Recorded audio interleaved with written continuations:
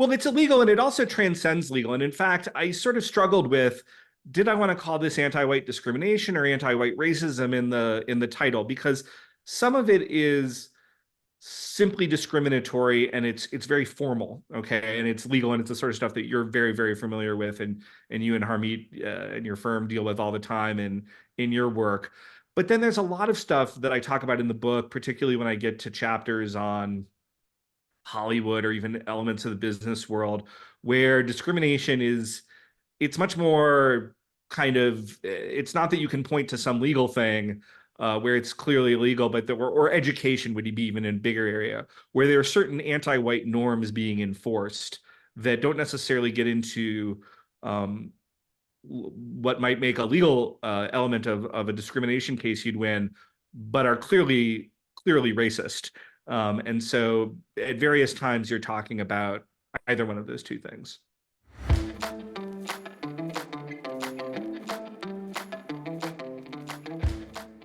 Hey, Culminators, how are you? Thanks for joining me today.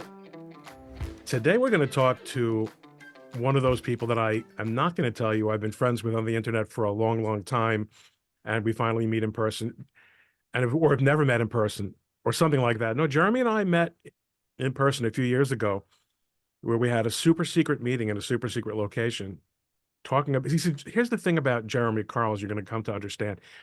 He's one of those guys who is pulling the strings behind the scene. He was at the Hoover Institute for a long time. He's one of these think tank guys. He's at Claremont now, which is the, remember Hoover used to be the place for Illuminati. Now it's Claremont. Okay, so keep an eye on Jeremy Carl, and he has a new book, which, I mean, the fact is, I really should have and meant to have him on the show a long time ago. He's super, super good guy. But now he wrote this book, The Unprotected Class, How Anti-White Racism is Tearing America Apart. Believe it or not, I intend to ask him some questions. And I want to hear more than the title and more than the headline, because we kind of know what's going on. But Jeremy's going to give us the deep dive. Jeremy, welcome to ColemanNation podcast. Thanks, Ron. It's a pleasure to be on. Good to see you again. We were just joking before we started officially recording that you're speaking to us through the good graces of Elon Musk's satellite internet connection from Bozeman, Montana. And I joke to you, why, however, is it so necessary for you to be in Bozeman, Montana? You show me a picture of the beautiful mountain range out your window. But all right, but that's fine. But how'd you end up? Seriously, how did it happen? You're not from Bozeman. You're not from there. No, my wife and I were fortunate. We had been living in California for a number of years, and I've been working at the Hoover Institution, which was it was a great place. As you know, the Illuminati have spent some time out there in the past before they migrated to Claremont, and the job was great, but we had 5 school-age kids, and I know you have a number of kids yourself, Ron, so you probably appreciate this. This just wasn't, although there are many nice things about Palo Alto where we were, it just wasn't the sort of environment that I ultimately wanted to raise my kids in. When did you leave Palo Alto? When did I leave Palo Alto? We left in 2019. Okay, because if I have a son who lives in Palo Alto, and who is about to leave Palo Alto for the same reason, yeah. Except 4 kids, not 5 so far. So yeah, no, I get that, leaving Palo, but you're really kind of backing into the answer. I understand why a reasonable person would leave Palo Alto. Sure. Why would you land in Bozeman, Montana? Well, we're both very outdoorsy. We had some connections out here, not like super tight, but we did know a few folks. We were looking for kind of a place that would be sort of remote and isolated, both because of personal preference of just kind of how we like to live and being. And we, as you saw when I showed you, we're right up in the mountains where we are. I actually don't live in town. I live about 10 minutes north of Bozeman. But it was a place that kind of had a friendly small town feel, and a really interesting state, a conservative state that was important to me as we were thinking about picking. And so we just wound up here. But you got your undergraduate at Yale, and you did the grad you got your master's at Kennedy School at Harvard, and then you went on to Stanford. How how are you a conservative after these experiences? Well, I think maybe you sort of get inoculated, right? You sort of go either direction. You have when you have that much exposure to the liberal mind virus, you either just totally get taken over by it, or you develop a lot of disease resistance. And in my case, I developed a lot of disease resistance. And I think part of my thinking was also that um I was concerned about that for my kids, right? They were being raised in this liberal mind virus area. And I'm like, well, I made it out alive, but I'm not sure that my kids are going to make it out alive.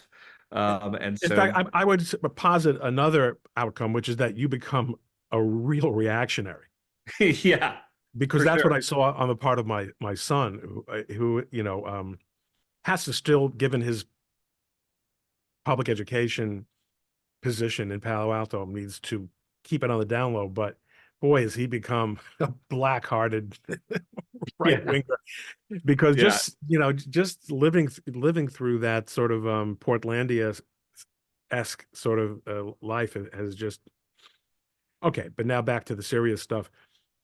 And oh, but I assume you're happy you made the move. Yes, absolutely. It's been great, and I think it's also been great for our kids. They've been exposed to a lot of stuff that I mean, certainly we can still offer them the sorts of things that fancy Ivy League educated parents, et cetera, can offer, but they're also just exposed to a lot more diversity of ideas and experiences in the true sense of that word, not in the kind of racial bean counting sense of that word, than they would have had we stayed in the more nominally diverse city of Palo Alto. And so that's been really neat to see. Oh yeah, so your wife is also one of those. Yes, my wife was a college classmate. Oh my! So you were like the last heterosexual couple to graduate from Yale. Something like that. I mean, this is what we said at Princeton, mind you, in the 80s. Yeah. Okay. Now, all right, so now you're really living the dream. I mean, I listen. I love the great outdoors when I find myself there. I am a city cat, however. I can't imagine. Well, of course, also because of my religious needs. Yeah. It's not about me. This No one's tuning in to hear about me. Okay, let's talk about this book, The Unprotected. White Racism is Tearing America Apart. What is it? When did you start on this? I mean, this is sort of a piece of what a lot of people are writing about and observing, what has been in our faces for the last couple of years. And to me, it was such a turning point, that snarky MTV "Dear White People" Yeah. video, a Christmas Yeah. of what, 2021 was it? Sure. It was it was so. Actually, no. Now you're a scholar. You've got all kinds of degrees from the fanciest. Let me just ask you a quick question before we move on. Are Jews white? Great Look me in the question. face and answer me that question. A great question. I mean, I think certainly constitutionally and within the American system, they always have been. That's how they've been treated. I think that it is fair to see Jews as white, but it's also fair at times to analyze them differently in terms of in certain political situations, Yeah, right? So I they're going to think. be treated as white by the law, but they're going to also have different, and in fact, with the majority of the community, often quite politically unhelpful from my perspective and yours, situations on these issues. So, Yeah, no, I I, know. And then, so, okay, now back to your answer to the question.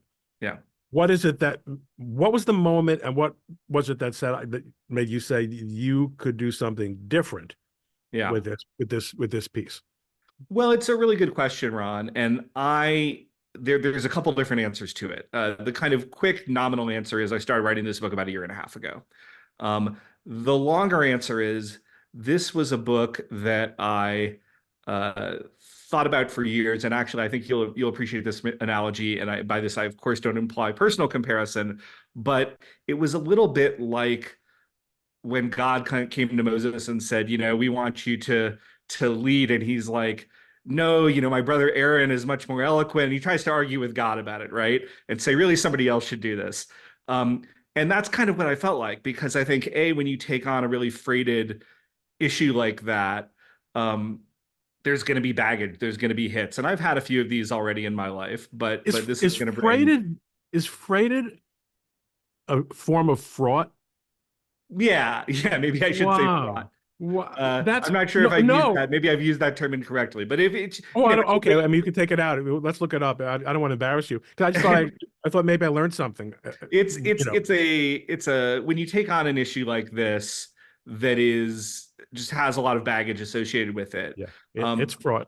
it's fraud. You don't want to immediately jump in there. And so I kept hoping somebody else, including other people who'd written books in kind of not this area, because I don't think anybody has quite sort of put all their cards on the table quite like this, at least in the mainstream publication world and the mainstream think tank world. But I sort of hope somebody else would do it. And at some point, um, God was like, "No, Moses, it's you.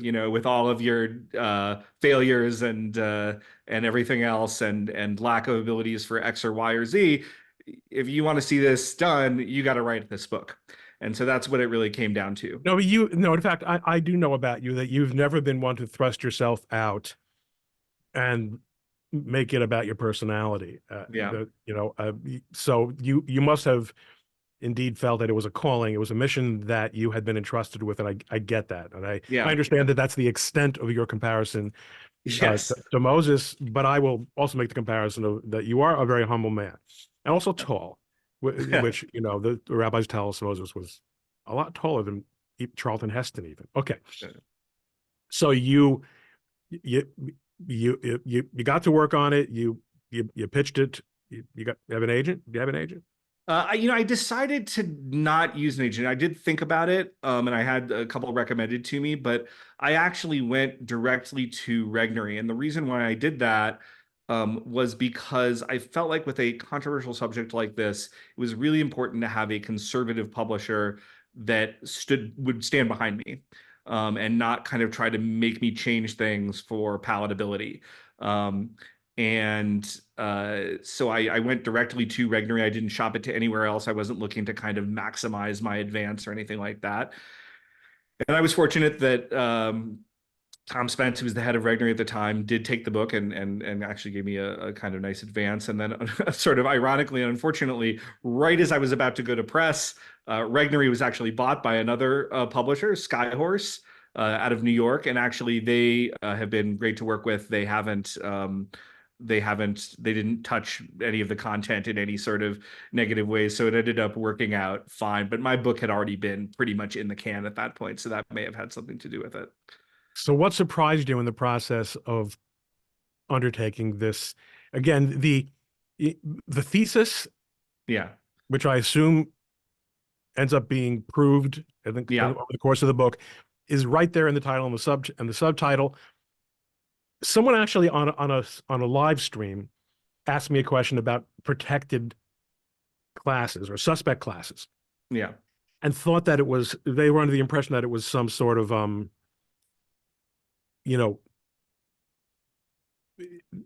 discriminatory uh, concept, and I explained that it is inherently built into the anti-discrimination laws. They have to Right. apply to certain classes, but as you point out, when it comes to whites, that's a little bit more. So before we get to answering my question, why don't you explain for the non-lawyer listener what your title is alluding to? Sure. Yeah, and I should add that I'm not a lawyer either. So if I use it slightly imprecisely, I'm sure you can correct me. But basically, within civil rights law, there is a concept of protected classes, and that can include gender and sexual orientation and all sorts of other things. But the kind of primary one that we think about is race. And if you have those, you're sort of protected from certain types of discrimination under civil rights law. And actually, nominally, this is kind of an important point to make. Whites are a protected class racially in theory, okay, but in practice, it hasn't worked that way at all. And so that's kind of where it came from, this idea of the unprotected class.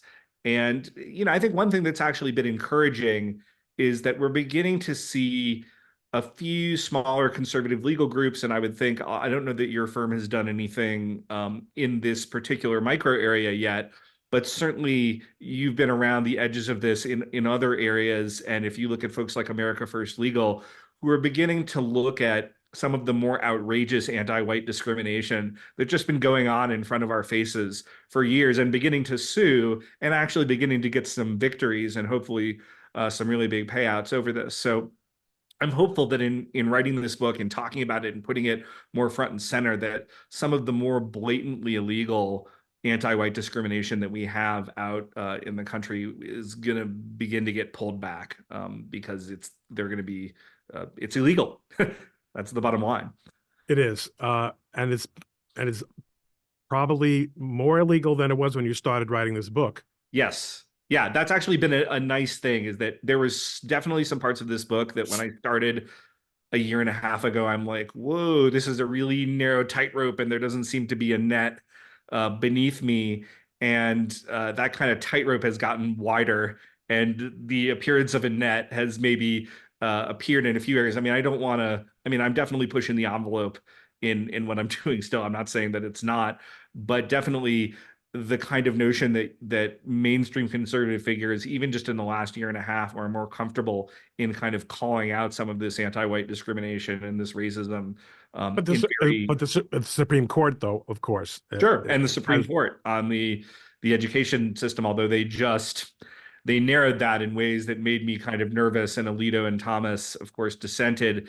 And I do worry that this is kind of the next whack-a-mole that we're going to be dealing with, which is the left is just going to use proxies to continue to discriminate against whites, and the Supreme Court did not have the full courage of its convictions, as Alito wanted them to do, to just totally strike this down and say, I'm surprised Alito hasn't strangled Roberts by now.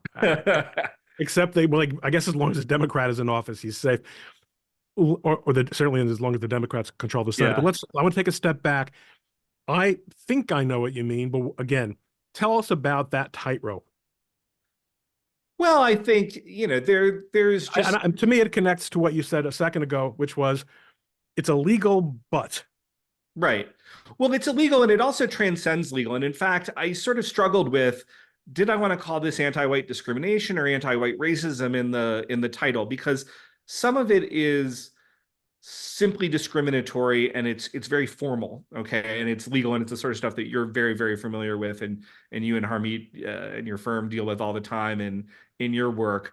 But then there's a lot of stuff that I talk about in the book, particularly when I get to chapters on Hollywood or even elements of the business world, where discrimination is, it's much more kind of, it's not that you can point to some legal thing where it's clearly illegal, but or education would be even in a bigger area where there are certain anti-white norms being enforced that don't necessarily get into what might make a legal element of a discrimination case you'd win, but are clearly racist.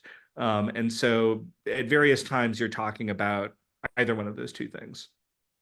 are either one of those among the surprises that I interrupted you before you had the chance to answer?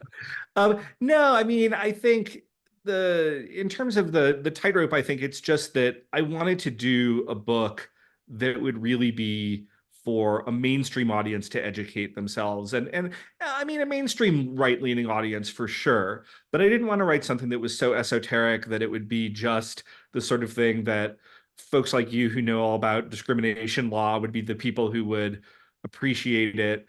Or I didn't want to write something that was kind of some proto-white nationalist text about how we should, go do anything like that. I wanted to write a book to say, discriminating against white people should be a thing that is very mainstream to oppose and say is wrong in this country, right? So let me ask you something. I've struggled with this, and I've argued the other side of, or a surprising perspective, I think, on this. I think it is not an unreasonable position to take that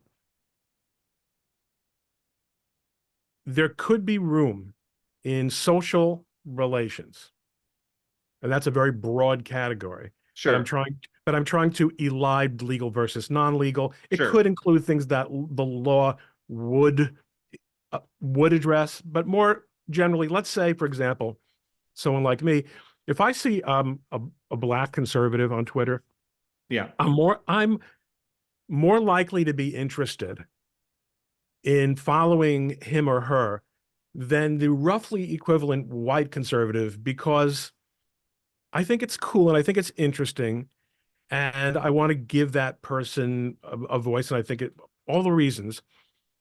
If I, if you show preferences or give an advantage or take affirmative action, small a's, Yeah. to minorities, is that racism? Is that just Right. Well, I think this is why it's important to have a distinction between discrimination and racism, right? Because it's not necessarily racist to do that, even if I might think that in a formal setting it should be illegal. But in your informal setting of who you choose to highlight on Twitter, I think that's your right. And in fact, I even talk about this briefly in the book. This distinction between a private sphere and a public sphere is really important. And Leo Strauss, who is kind of not the direct progenitor of Claremont, but the kind of indirect through his student Jaffa, um, kind of gave a really important speech on this in the early 1960s, where he sort of said, when you collapse all of these distinctions between public and private, he was actually arguing for why private discrimination, and he gave this talk to B'nai B'rith, but he was saying even against Jews should be allowed in his mind. He said, when you collapse public and private completely, you end up in a totalitarian state.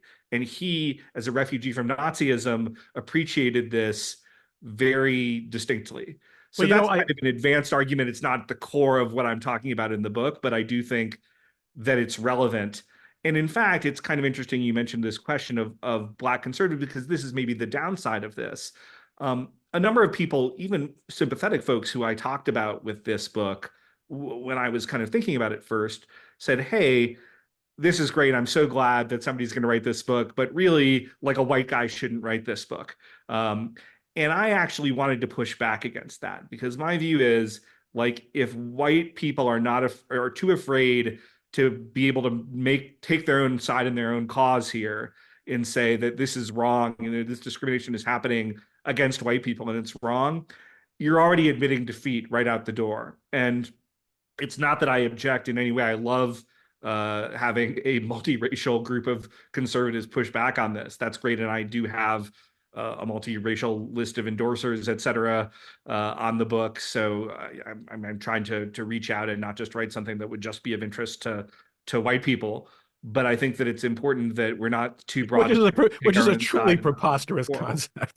That's a ridiculous concept. Well, that we accept these categorizations of humanity.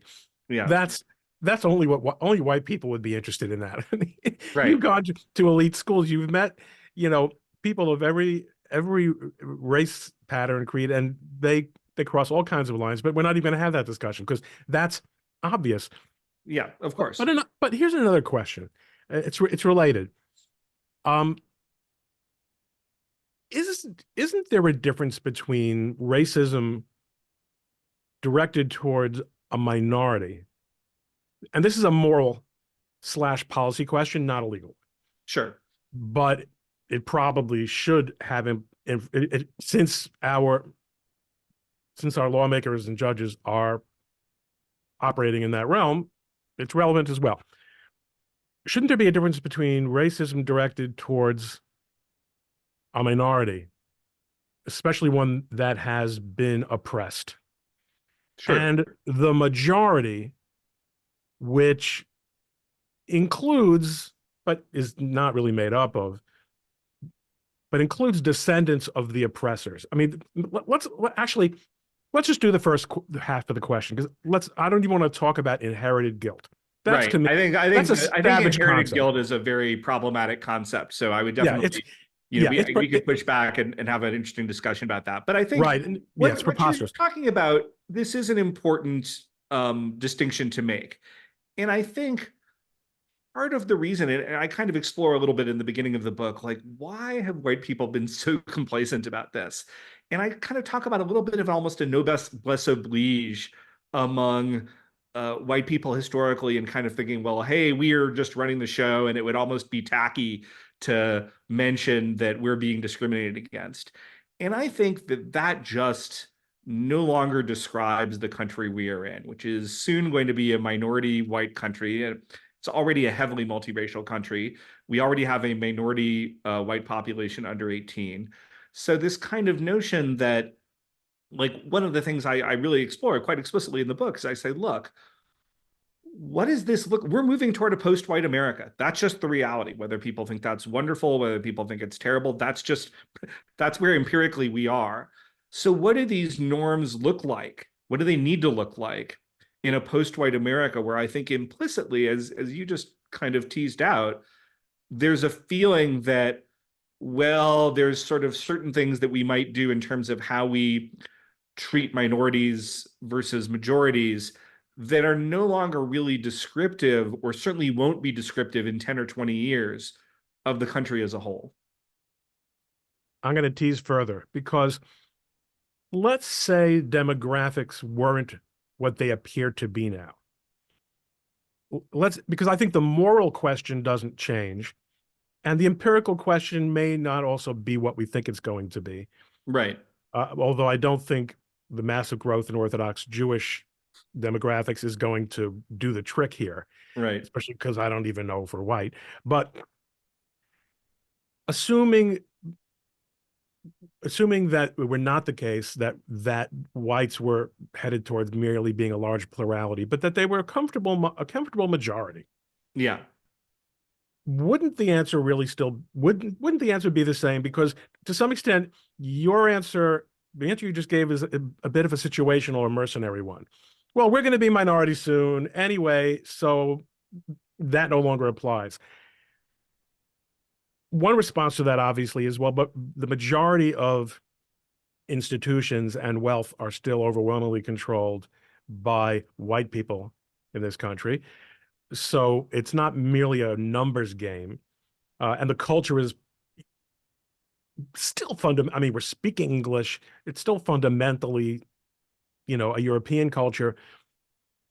I think the question is still the same, regardless of how it actually turns out. Don't you?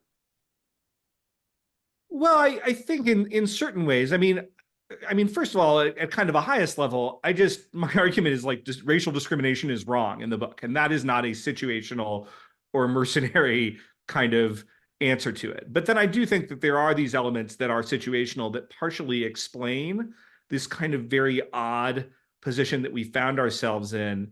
And even they're kind of going deeper into this question. You have this very mysterious phenomenon. I'm not even aware of this in any other country, although it may exist, and it would be interesting to kind of look at, where if you kind of do these sort of advanced, more academic surveys to kind of ask people to rate the warmth that they feel toward their group and various other groups with respect to race, you find totally unsurprisingly that throughout every race and demographic group in the country, people have a certain amount of in-group warmth that they express, but it's not kind of like insane, or it's not out of the ordinary, and they don't express coldness for the most part to other groups. It's kind of like what you would call almost like a healthy level of typical ethnocentrism, right?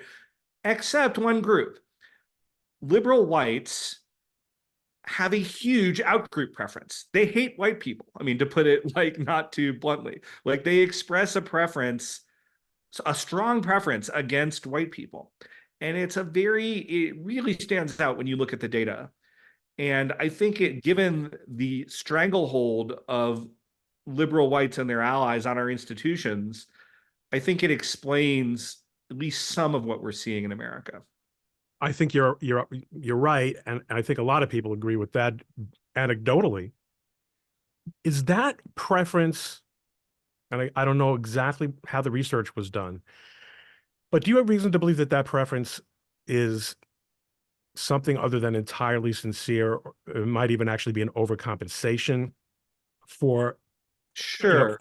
for that? In other words, because liberals are, their consciousness is raised, Yeah. I'm completely winging this. They hear that little voice inside them saying, "Oh, sit next to the guy, the white guy. You'll Yeah. be safer with him," Yeah. and hate themselves for it. Yeah.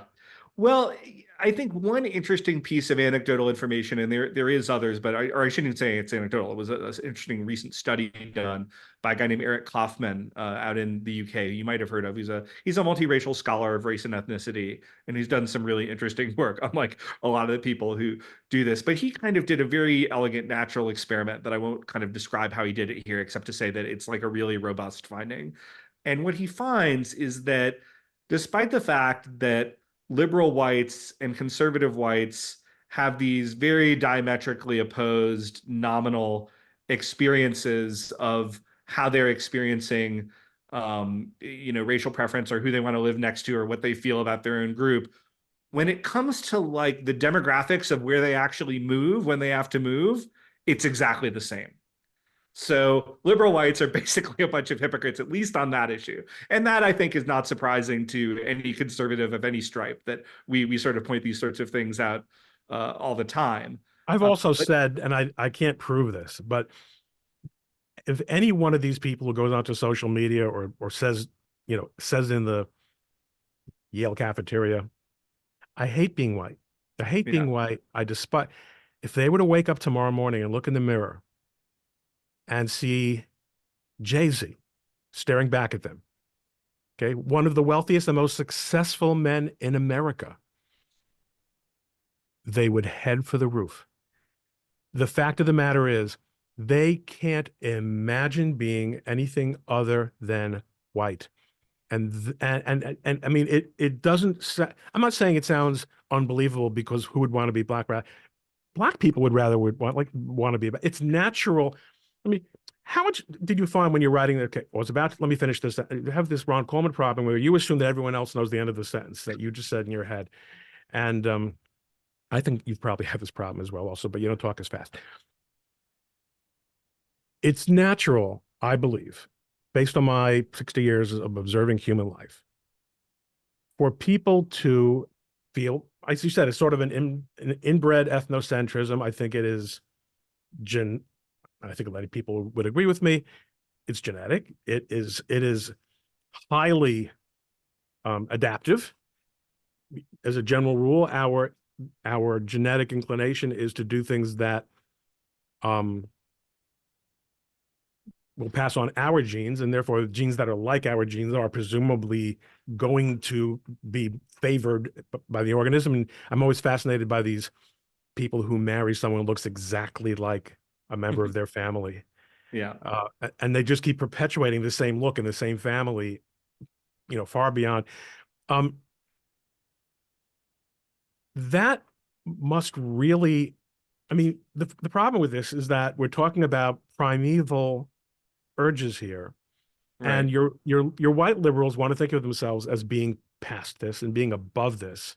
right, And I think that causes a real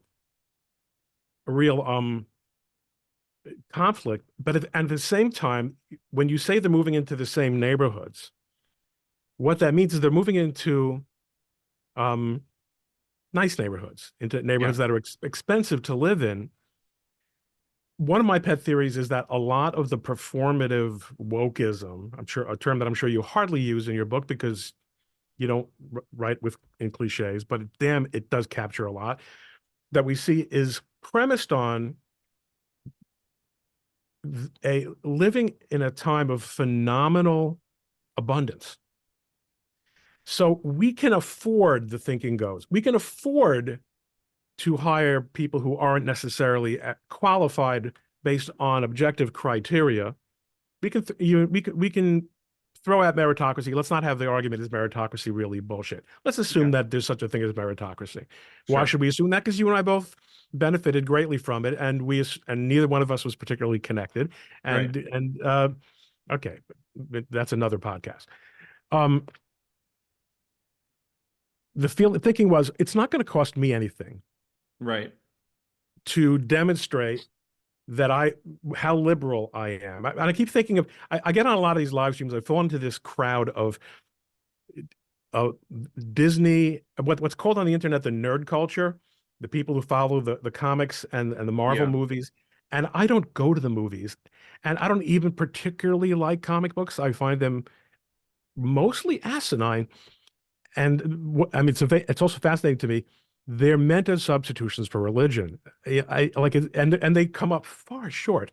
So, but they're really, a lot of them are reactionary. So I like to hang out with these guys, and they're talking about, what DEI has done to Hollywood and sure, how, and what I keep saying is, at Disney the thinking was, we'll make billions off movies forever, so we can absorb the cost of doing some really lousy movies to give opportunities to the underrepresented, et cetera, et cetera. right, And what you find very quickly is that whether it's entertainment or aviation or medicine or the NBA, performance matters.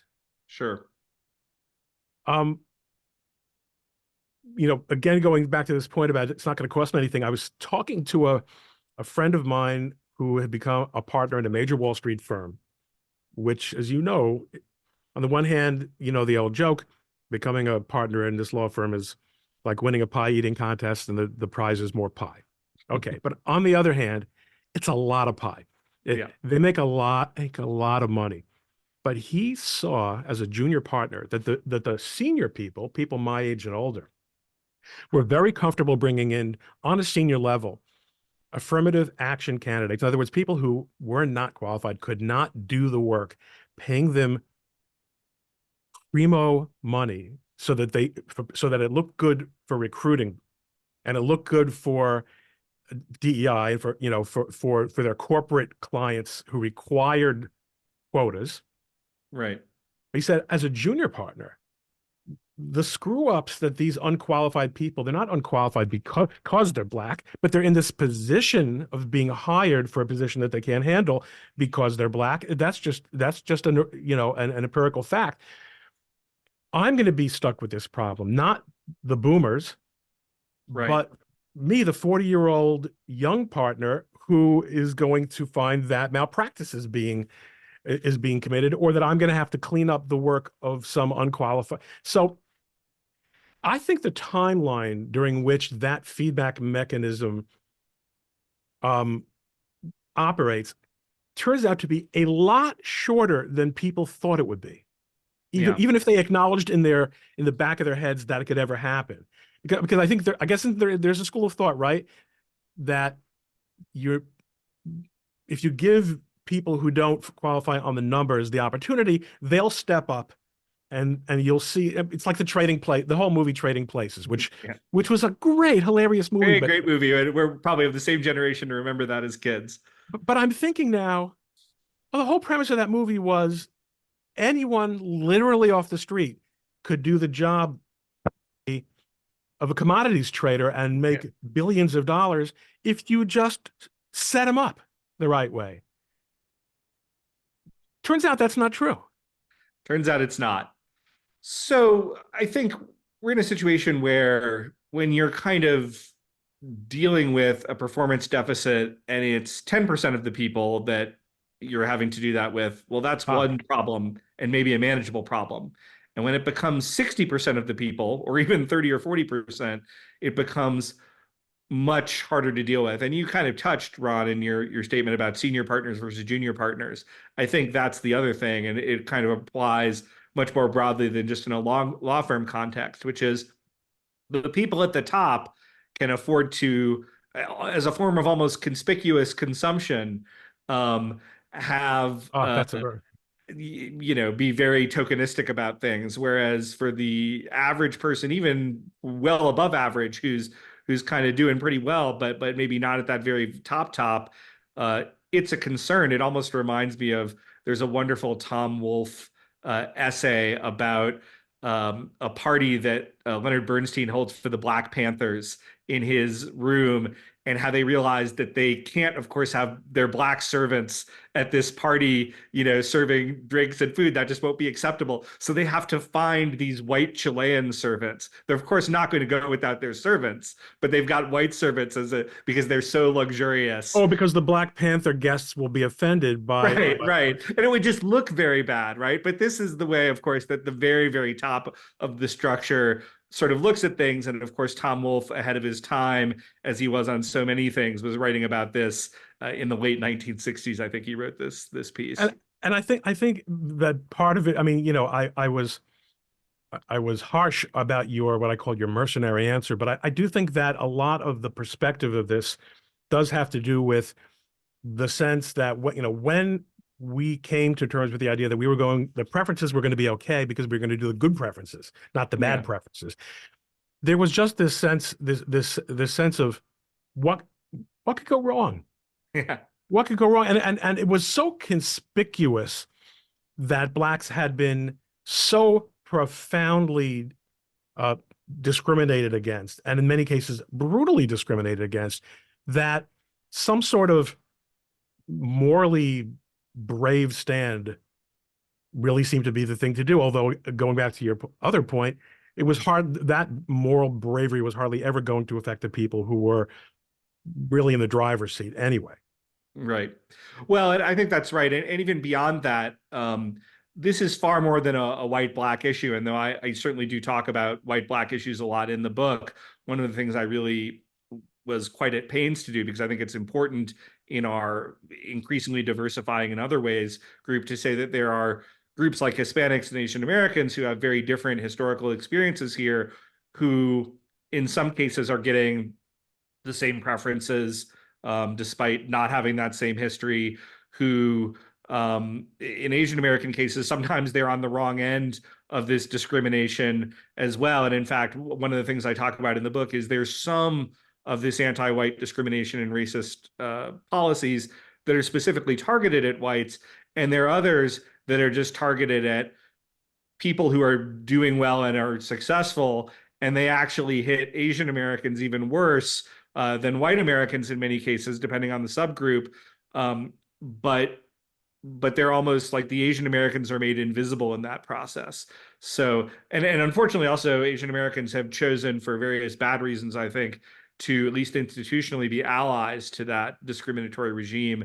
And I think it'll be interesting to see how long that persists, how long that is politically tenable within their own community, to advocate for policies like affirmative action, for example, that tend to hurt their own communities pretty profoundly. Well, my client and friend Simon Tamp found that out Yes. when during the Slants case, he found that Asian American advocacy groups were opposing him. Yeah. And he said, "Don't you guys want to have the power to reappropriate, as I am, a slur?" And they said, "Here's why we don't agree. Shut up." Yeah. What's your outlook? Are things do seem to be moving. There is definitely, and I'm even in the last few months, there seems to be agitation.